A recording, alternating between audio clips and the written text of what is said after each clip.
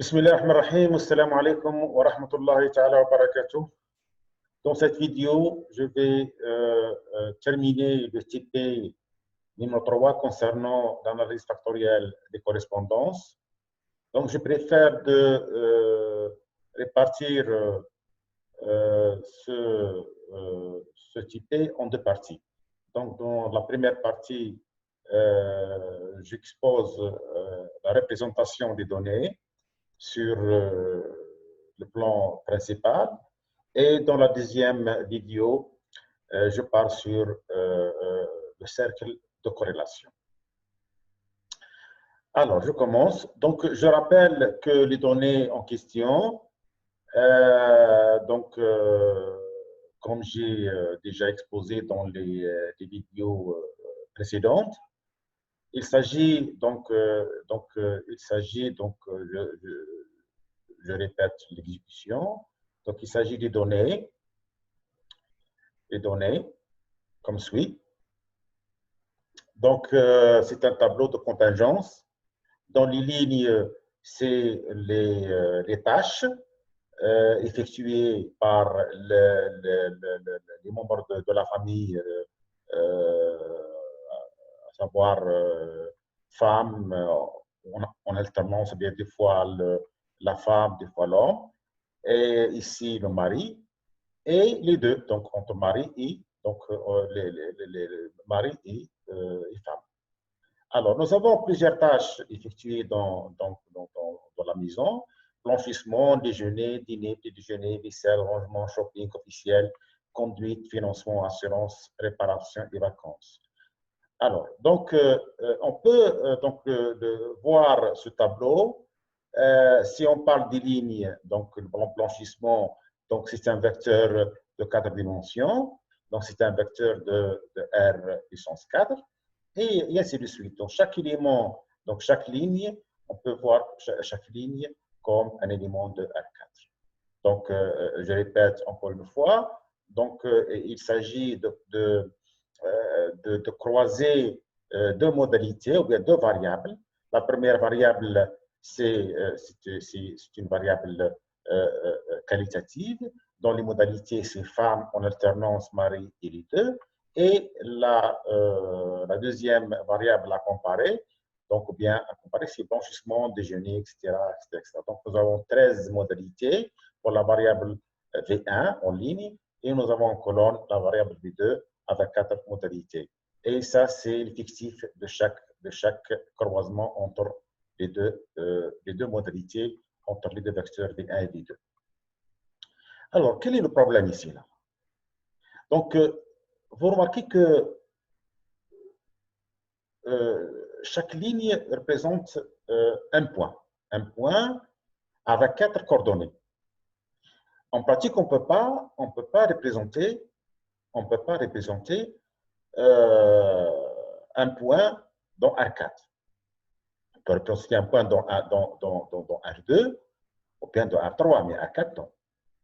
Ça, c'est un point essentiel. Donc, l'idée, c'est quoi?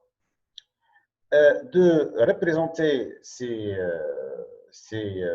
modalités sur un espace ou bien sur un plan de R2, sur un plan. C'est-à-dire nous avons un plan à deux dimensions. Mais on a ici, nous avons 4 dimensions.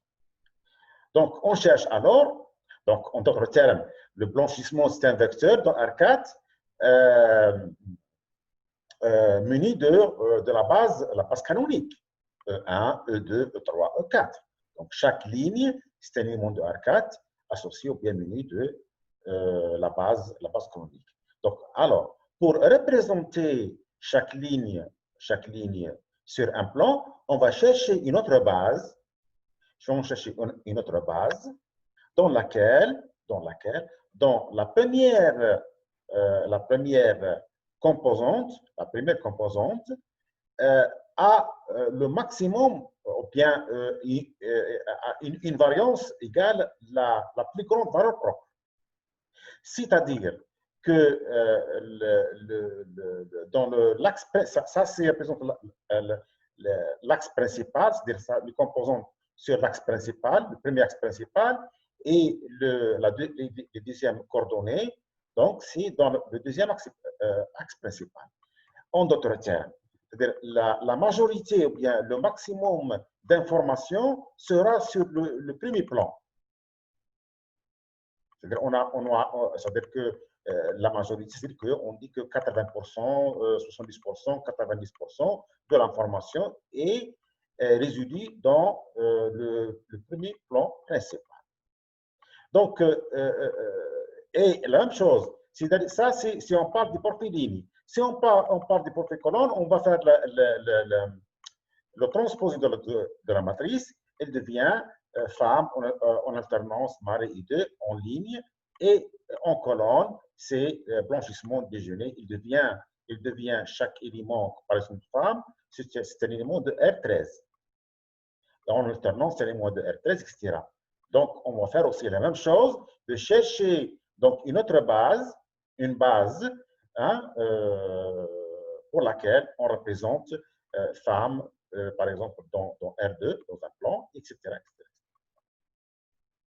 Donc le but, c'est de voir les liaisons qui existent entre chaque modalité et aussi les liaisons qui se trouvent aussi de chaque modalité concernant les modalités de vecteur V2, de vecteur T des colonnes. Et à la fin, on va représenter les deux profils, les profils du profil colonne, dans le même plan principal, et on va voir comment discuter les résultats. Donc, je ne vais pas rappeler ce qu'on a fait la fois passée. Donc, c'est des calculs mathématiques. C'est le but de chercher les vecteurs propres, les barres propres, les vecteurs propres, etc., etc., et les axes principaux. Et puis, on a arrivé à trouver les composantes principales, etc. Donc, les composantes principales, voilà. Par exemple, donc, je vais exécuter la partie ce qu'on a fait la fois passée. Donc, je vais sélectionner juste, on a arrêté dans le TP précédent. Donc, on a calculé toutes les matrices, VR, MR, les vecteurs propres, etc.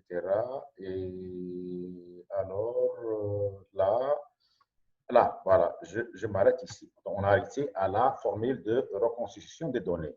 Donc, j'exécute toutes ces fonctions. Alors,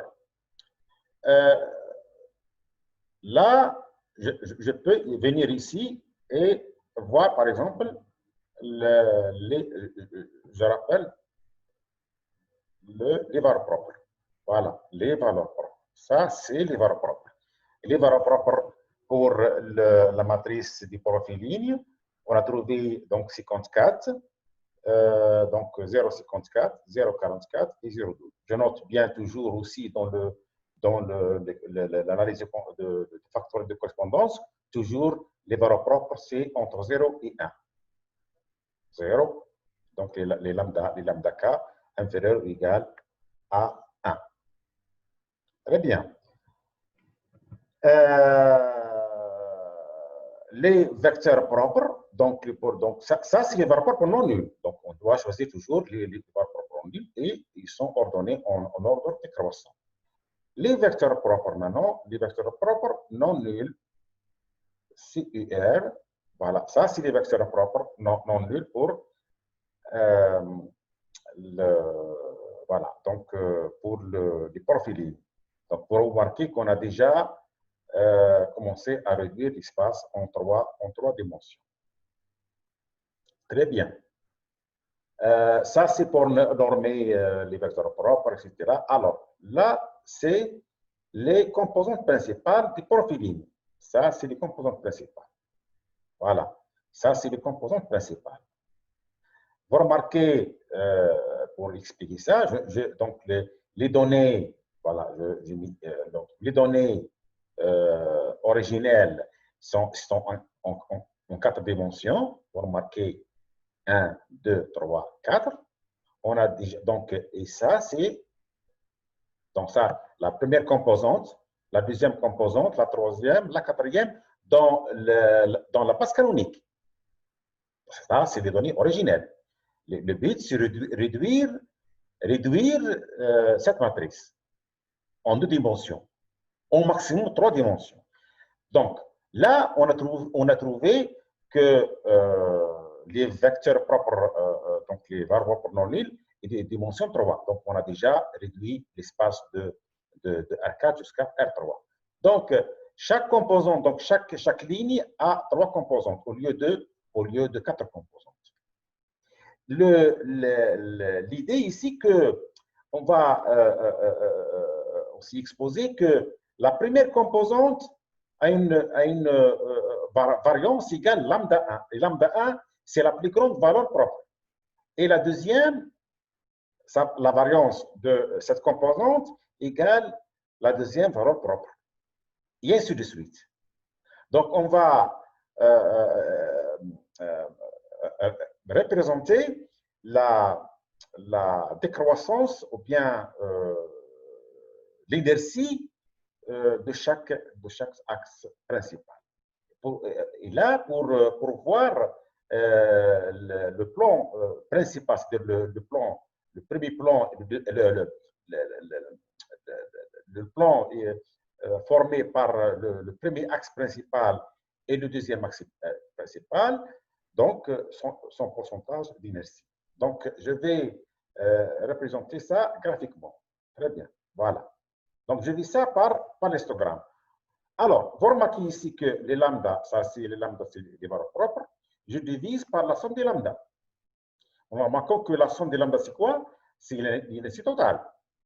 Donc, lambda divisé par la somme, multiplié par 100, nous donne le pourcentage de l'inertie de chaque axe principal. Donc, je vais donner ces résultats. Donc, je mets exécuter. Alors, ça nous donne quoi, le I? Alors, le I, donc, ça, c'est 48%. Donc, lambda 1. Donc, lambda 1 divisé par la lambda 1 plus lambda 2 plus lambda 3 nous donne 48.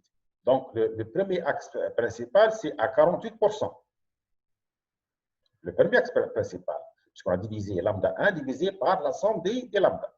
Ça nous donne, donc, ça veut dire que on somme donc on fait la somme des valeurs propres.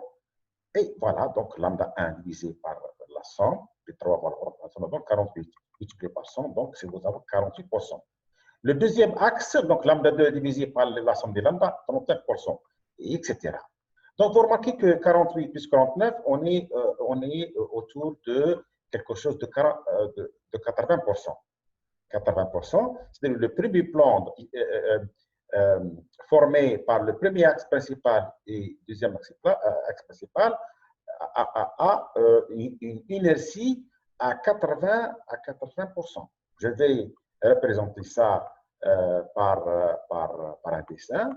Là, juste pour arrondir les valeurs, vous remarquez qu'il y a 5 chiffres après la virgule. Je vais soit juste des chiffres après la virgule. Je mets ce syntaxe round, je mets I1 sur round, c'est-à-dire arrondir, par exemple le I1.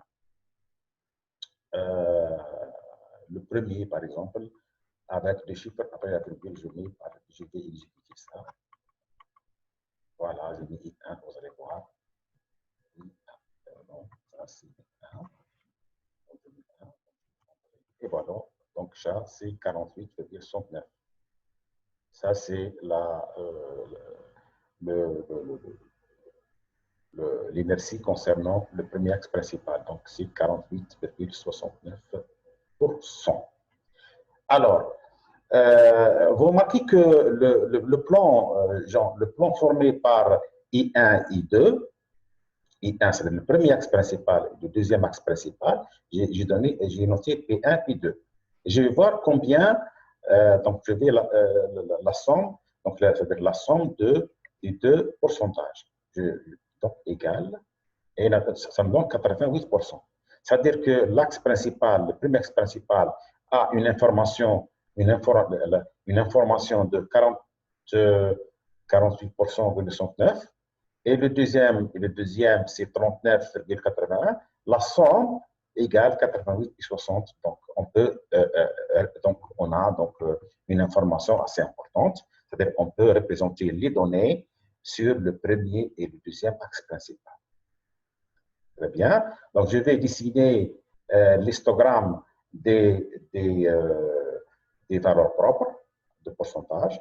Je mets, voilà, très bien. Je mets ajouter juste pour voir une bonne représentation du graphe. Donc, je mets grid. Donc, je mets faire une. Alors, je mets ça. Très bien. C'est quoi cet histogramme? Je vais exposer à quoi il s'agit. Alors, le pourcentage d'inertie, on a dit qu'il égale lambda I divisé par la somme des lambda. Donc, lambda 1. Donc, le premier axe principal, c'est 48% sur 69. Le deuxième, donc, c'est lambda 2 divisé par ça, ça nous donne 39,80%. Nous avons le troisième, lambda 3 divisé par la somme. Donc, vous remarquez que 48 plus 39, ça nous donne le pourcentage du premier plan, hein, c'est-à-dire le premier et le deuxième, ça nous donne 88,60%. Donc, on peut prendre le premier et le deuxième sans aucun problème. Ça, c'est uniquement pour représenter le pourcentage d'inertie. Alors,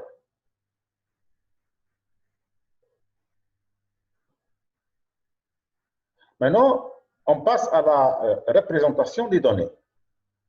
Représentation des données, je vais effacer ça. On n'a plus besoin de ça. Et on continue. Alors, je vais dessiner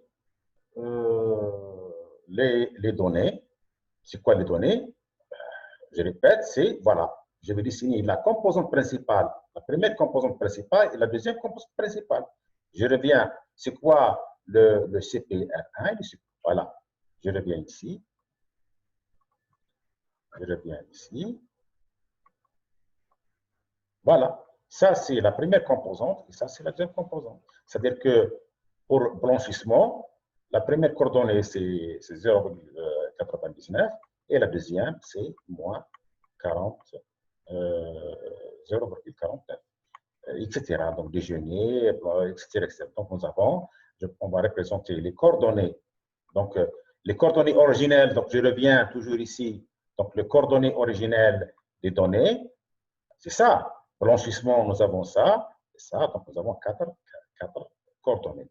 Maintenant, le blanchissement, nous avons deux coordonnées, puisqu'on a représenté. Donc ça c'est la première composante, la deuxième composante.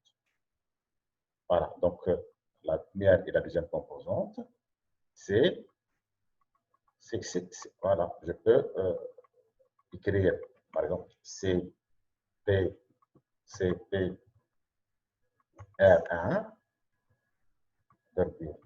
c'est la première composante. Voilà, c'est la première composante. La deuxième composante, c'est P, R, 2. Et ça, la deuxième composante. Alors, on va représenter ça c'est le X, ça c'est l'Y. Donc, on va représenter ce nuage de points. Alors, je viens ici. Donc, je mets plot. Là, pour juste donner le fond du plan la couleur grise, j'ai donné le pourcentage de la couleur. Je fais le dessin plot, CPR1 et le CPR2, donc X, Y. Ça, c'est les options pour le dessin. Donc, ça, c'est le main, la limite de X, Y. Vous allez voir. Donc, j'ajoute une ligne pour l'axe des X et l'axe des Y. Donc, je peux sélectionner ça. Donc, je peux cliquer sur cette fonction. Et voilà. Je continue. J'ajoute les deux axes. Très bien. Voilà. Donc, je vais commencer à ajouter les points. Donc, les points concernant, ça c'est pour les lignes. Maintenant, je mets le CPC1 et le CPC2, donc les composantes principales pour les profils colonnes, c'est-à-dire femmes en alternance, mari et les deux. Donc, ça veut dire que c'est le transposé. On va représenter les profils dans le même plan. Voilà, j'ai mis ça en rouge. Alors, je vais maintenant ajouter les noms de chaque voilà, du point. Donc, donc, je vais ajouter une légende ici. Et légende, vous savez pas c'est quoi une légende? Ça, c'est la légende. Pour voir, donc, étoile, c'est les lignes. Et en rouge, donc étoile en bleu, c'est les lignes. Étoile en colonne. Je continue, donc je vais ajouter des textes. Vous allez voir les textes, donc là, c'est-à-dire que ça c'est en rouge, bon, donc voilà, ça c'est le mari, soit c'est en alternance, femme et les deux. J'ajoute maintenant à chaque, donc nous avons 13 points concernant les lignes, ça c'est 13. Donc j'ajoute les textes de chaque point. J'ajoute, très bien, je vais ajouter. Et vous allez voir la représentation. Ça, c'est le premier axe principal. Donc, je vais ajouter le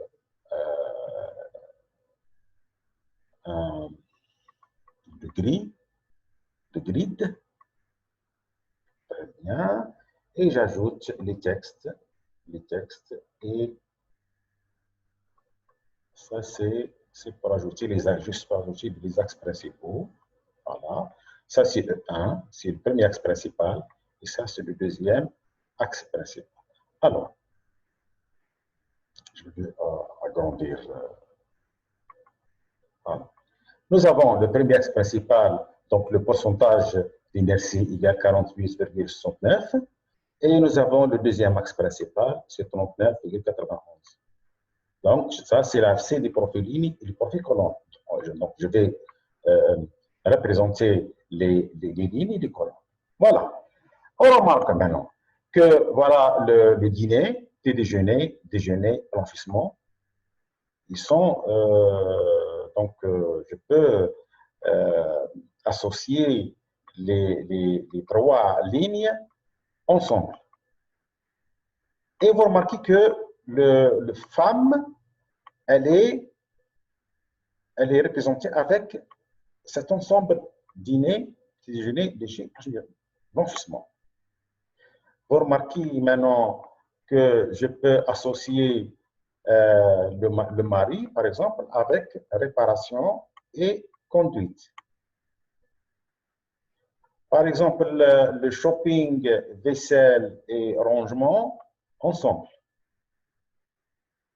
Par exemple, pour les vacances et financement, je peux associer les vacances, financement ensemble, et voir comment que les deux ils sont liés avec les vacances et le financement.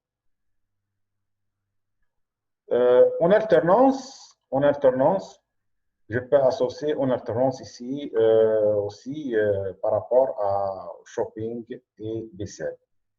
Voilà, en alternance. Voilà, ça nous donne une idée sur les liens qui existent entre modalités du même vecteur et aussi l'information entre la liaison entre les modalités des colonnes, c'est-à-dire du colonne, et les modalités des lignes.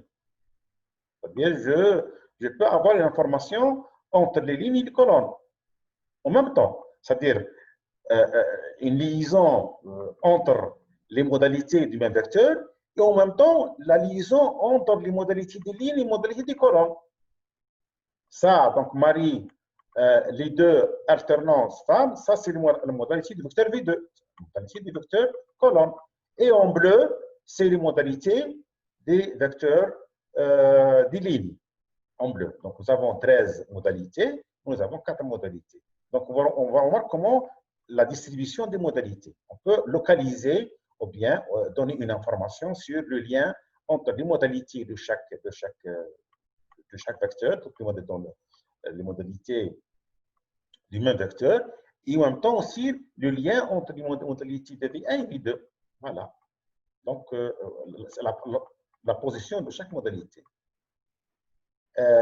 Ça, c'est voilà, une représentation des données dans le même plan. C'est-à-dire que ça, c'est un but pédagogique, mais le principe, c'est que, en général, on aura une matrice à une grande dimension, et pour explorer ces données, on doit passer par l'ACP, bien en général, le but, c'est l'ACP. Donc, et ça nous donne une représentation dans un plan à deux dimensions, facile à interpréter les données. Donc, dans la prochaine vidéo, Inch'Allah, je vais parler sur le cercle de corrélation, c'est-à-dire la corrélation entre les composantes principales et les vecteurs colonnes de la matrice originelle. Ça nous donne aussi encore plus d'informations sur les données. Voilà, et merci beaucoup. Salam alaikum.